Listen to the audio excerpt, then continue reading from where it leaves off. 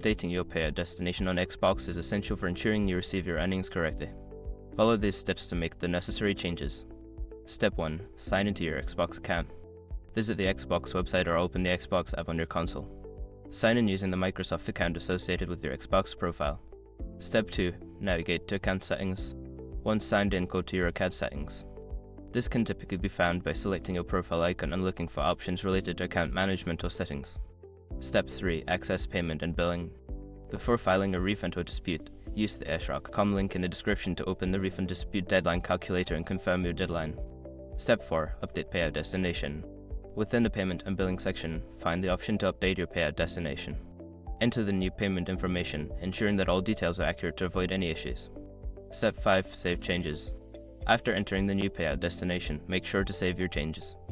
You may receive a confirmation message indicating that your payout destination has been successfully updated. By following these steps, you can easily update your payout destination on Xbox.